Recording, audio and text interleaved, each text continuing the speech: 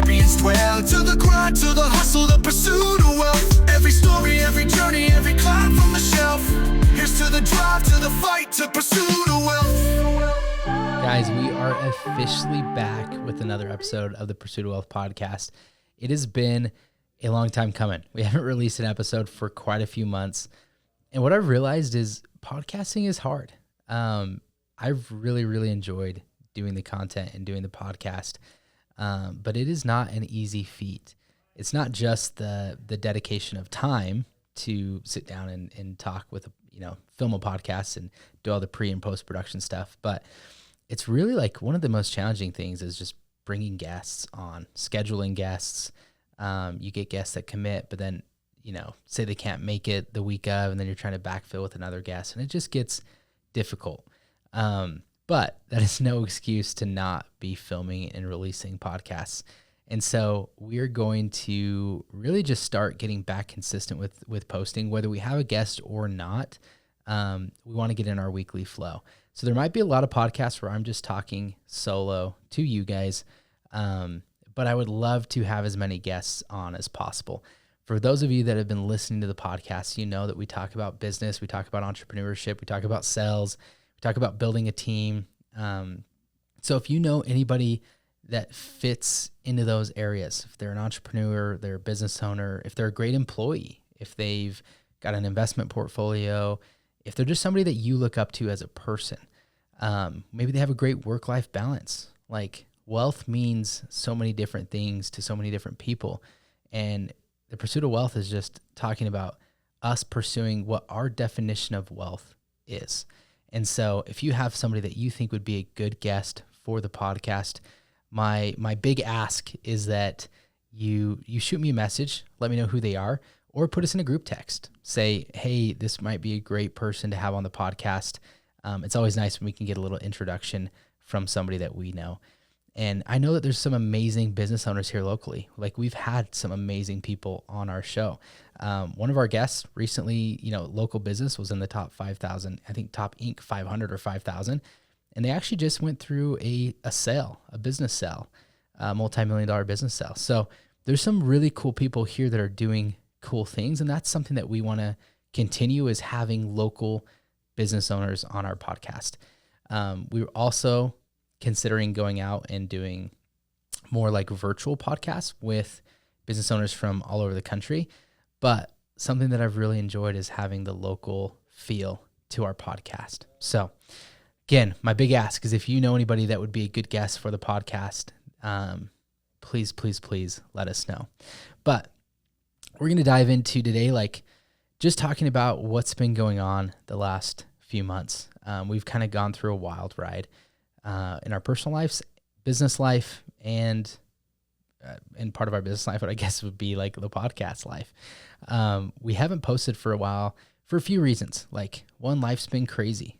Me and Bree, if you know, are expecting twins, and that has come with its own challenges. We weren't planning to have twins. Obviously, I don't think anybody really plans to have twins, but that's been its own little roller coaster. Bree's due in, like 2 months, if she goes full term. If she doesn't go full term, which is likely when you're having twins, we could have new babies here in a few weeks. So that's crazy to think about. And what great timing to get back rolling with the podcast right before we have 2 new additions to our family.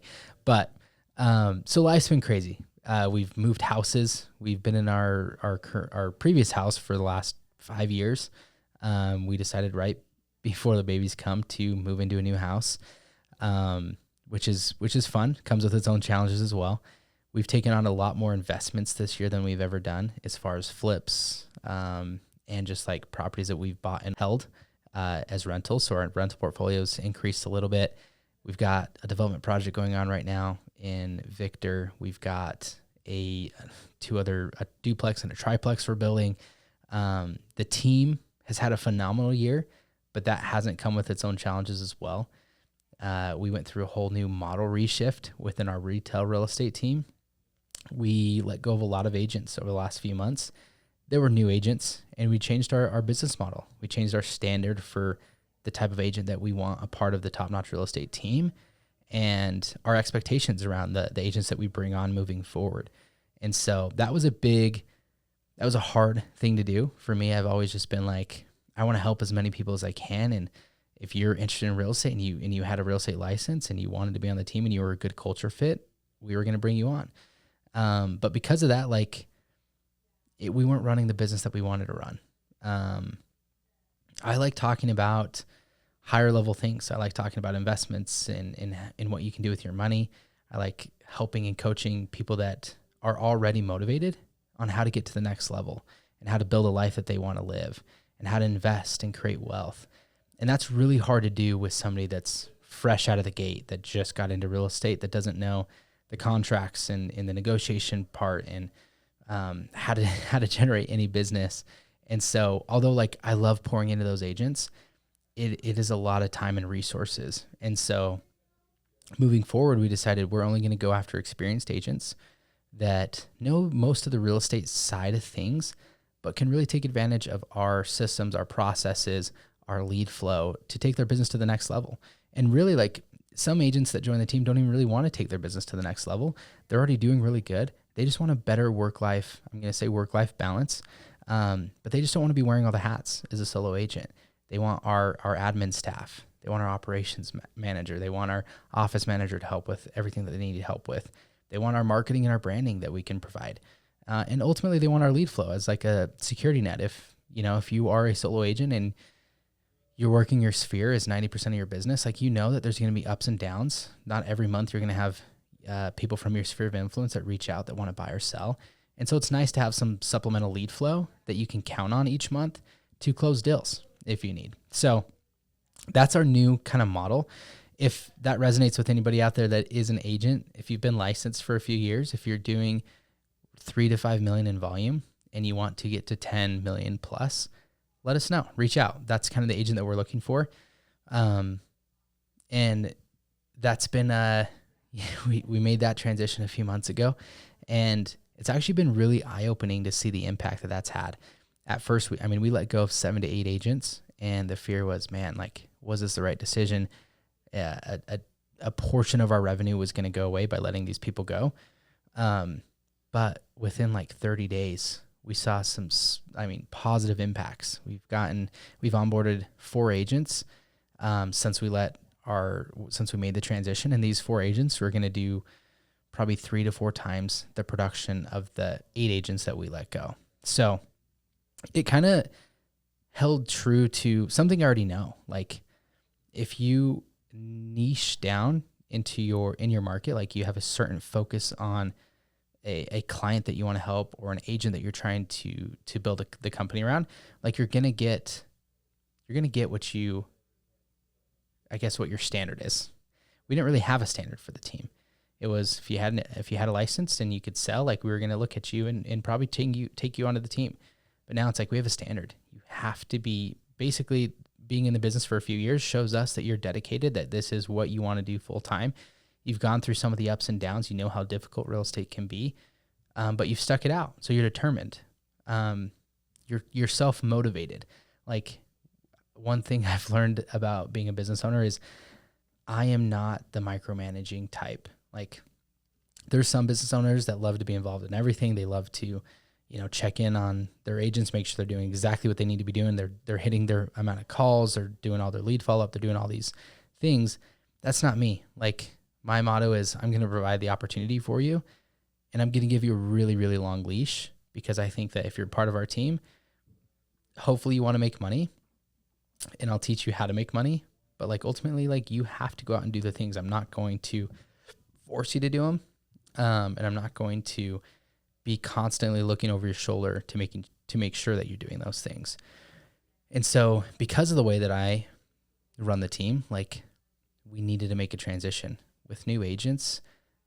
You have to be a good micromanager. You have to be looking over their shoulder. You have to be driving forward and making sure that they're doing what they need to be doing. When you bring on somebody that's been in the industry for a while, they know they need to be doing certain things. And if they're not going to get money. They're not going to get paid. And so it was really kind of eye-opening for us. I also read the book 10X is easier than 2X. and it kind of shed some light on like things that I wanted to change within our business. And so that was like one side of it. You know, business and life have just been kind of hectic the last few months with the transitions that we've been making.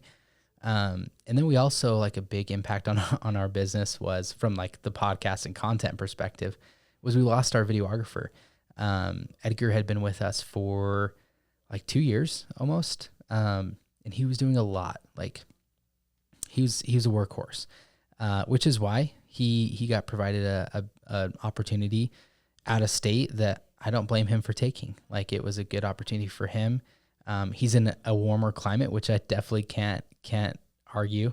I would love to be living in Arizona right now as well. And so props to him for making the jump and taking that opportunity and getting into a different environment. But it was tough. Like, he gave us as much notice as he could. He even like stayed with us and helped us through some of the transition even after the fact. So super grateful for him, and still love him and still wish him the best. But it was hard on the team. Like, we had to go out and try to find a new videographer, which, if you're a business owner and you've looked for videographers in our local market, it is tough. There's honestly not a lot of people that are experienced in videography or content creation or social media. And we had some pretty big shoes to fill with Edgar. Like, he had almost a decade of experience. He had all the equipment. Like, he was just easy. He was an easy solution if you needed videography and content creation. So for us, like, we interviewed a lot of videographers, mostly people that had like run their own business. And that was something that we didn't want to do. We didn't want to outsource our content creation, our videography. We wanted somebody to come in-house and be the team's videographer and be solely focused on our content creation. And so we had very limited choices. It was actually surprising because my cousin Kyle decided that he wanted to give it a shot. He didn't have a ton of experience, but he was willing to learn, and we were willing to take a bet and buy some equipment and make sure that we had everything that he needed to try to learn it if he wanted to. And it's turned out really well. Like, it's been a few months in the making, but if you've watched our content, like, our videos have been getting a lot better. We've got this content, like, we've got this podcast set up right now. We're finally ready to go rocking and rolling back in our podcast and our content creation in our studio. So super excited about that. But it was just a little ripple in the road. And I think we as business owners get caught up. Like, I could really beat myself up and be like, man, there's no way I can go back to podcasting. There's no way I can go back to content creation. Like, I've taken such a long break. But I think it was kind of healthy. And I also think, like, I got to give myself some grace. Like, there was a ton of stuff going on in the business, in our personal life, and a lack of a person in our content role that could help with videography. And it's like, yeah, I could have tried to just go outsource it to somebody right away, but that would have been like a quick fix to the problem. It wasn't a long-term solution, and I was focused on finding a long-term solution. And I think we found that, and I think that's going to pay off over the next 5 years. So yeah, I had to take a little bit of a break, and I think it was for the best. Now coming in, like, I'm excited again about doing the podcast. I'm excited about creating more content for you guys. And it's something that I found that is like, it's something I actually really, really want to focus on. I hired a life coach through all this mess too over the last few months. Because I kind of felt like I was floating. Like, I was just kind of really reactive to a lot of things that were going on in our life, in our life and our business. Like, I was just kind of putting out fires as they came up. But I'm like, what is the actual direction? What do I actually want to be doing? I was getting kind of burnt out on the team, which is kind of why we made the transitions that we did. And so, like, he's really helped me dive deep into like things that I enjoy doing and how to structure my days around not only things that I need to do, but also things that I enjoy doing. One thing that I realized was, like, I've basically given up almost all my hobbies in the last few years because I was focused on running my business. I was focused on making money and growing this. And I felt like if I was all in on that, like, I couldn't do the things that I enjoyed. I used to love snowboarding and dirt biking and being competitive and playing sports like soccer and basketball and football. And I haven't done anything the last few years. And so we actually just started another indoor soccer team with our team. And that's been super fun. We actually have a game tonight, which I'm stoked about. And I haven't had this kind of excitement for a long time. Like I've just been like head down, grinding in the weeds of everything. And it's kind of refreshing to be like, hey, yeah, it's important to do all that. It's important to be pushing towards a life that you want. But like also don't forget to live your life today. Like I'm going to buy some new snowboard gear and I want to go snowboarding this season. Hopefully I can find some time in between, bringing on 2 new individuals into our family, but hopefully like I could still get away on some weekends to go snowboarding and do those things that I enjoy, because ultimately like life's short. We don't know how long we're here. Yes, you should always be driving towards, creating more opportunities for you and your family and pushing for a goal that's out there, that's in the future. But you also got to remember to be present and enjoy the day-to-day life that you have, and make sure that you're making time for the things that bring you joy and happiness. And I think that was something that I'd kind of lost sight of. And so I think I'm just in a good place right now, and I'm excited for where the future's going. Like we've got a lot of exciting things going on. We've started a few new companies. We've been investing, like I said, heavier than we ever have in real estate. We've been doing more projects than we ever have. Those are companies that I want to continue to grow. The team is in a really, really good spot. Like I said, we brought on four individuals that are crushing it. The team's going to be growing, and that's kind of like it doesn't require as much of my time now because of the people that I've brought on and I've let them take over a lot of the day-to-day activities of running the team. And that hopefully has freed me up to spend more time doing content and doing the things that I love. But understanding if you're a new business owner, there is going to be a season of your life where you aren't going to have as much flexibility. Like I've gone through those seasons, and everybody wants to. I feel like we're at a place where I'm like, man, 3 years ago, if you told me I'd have this kind of staff and this kind of support and this kind of somewhat flexibility in my schedule, I would have been like, yeah, I just don't see it. Like, how's it going to work? How am I ever going to get there? Yeah, you will get there. It just takes time. Like, if you're a driven individual, which a lot of entrepreneurs and business owners are, you want things to happen now.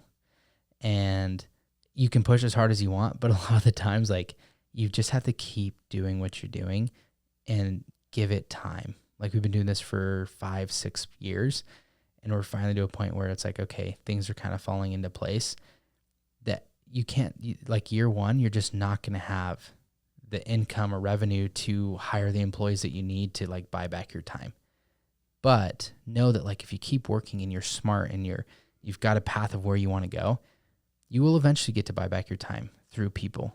But it's not going to happen day one. And I think that's where I've tried to build everything so fast, and realizing that push and build fast and do that, but also realize it's what I think Gary Vee says, macro patience, but micro speed. Yes, be fast and be intentional and move quickly on the micro level day to day, but know that it's just on the macro level, you got to have patience. It's going to take 5 to 10 years to build a company that you want to start, building the wealth that you want. There's nothing that can bypass the time requirement. And so push hard, but just know that enjoy the process, take time, be patient, give yourself grace. There's going to be hiccups in the road. There's going to be things that happen that are out of your control. Don't beat yourself up for it. It's okay. Just, my life coach made a really, really good analogy. He said, he referenced yoga, and he's like, you can have your ideal day. You can have the structure that you want. And I want to go to the gym in the mornings, and I want to do this, and I want to get this done. And he calls it you have your strategy, you have the plays that you want to call that day, but sometimes you're gonna have to call an audible. And that's okay. Just like in yoga, you're gonna hold a position, and you're gonna probably fall out of that position at some point. It's not a failure that you fell out of that position. You just got to get back into position. Like, don't beat yourself up. You were trying and you fell off. Now you just got to get back into that position and hold that pose again. And so it was a really cool, I'm not going to get too in depth with how that whole conversation went, but on a future podcast I will. But it was really cool on the way he's really shed some light on structuring your day, strategizing, and then really just not beating yourself up for little things. Because I think we do that as entrepreneurs and as business owners. We're high drivers, and when something doesn't go the way that we want, or we feel like things are taking longer than expected, we tend to beat ourselves up. And that's something that I've really tried to give myself grace on and improve, and not let little things ruin my day. Like at the end of just get back on the horse, get back on the saddle. You have tomorrow. Even if today sucked, you got through it, and you're going to get another shot tomorrow to make things better. So that is my short little snippet for today. But main thing is we're back with the podcast. We're super excited. And again, my plea to you is, if you know anybody that would be a good fit for the Pursuit of Wealth podcast, that would be a good guest, or if you yourself feel like you would be a good guest, don't be afraid to reach out. Just say, hey dude, I listen to your podcast. I'd love to get on. And let's chat a little bit about you and what you've done. And I'd love to hear your story. That's our goal, is to share people's story. Because who knows who that can connect with. And hopefully there's somebody out there that just hearing your story is going to give them hope to keep going. And hope that there's light at the end of the tunnel of whatever they're going through. And hopefully we can help change some lives. So Pursuit of Wealth podcast is back. Until next time, we'll catch you guys later. Welcome to the chase where the champions dwell. To the grind, to the hustle, the pursuit of wealth. Every story, every journey, every climb from the shelf. Here's to the drive, to the fight, to pursue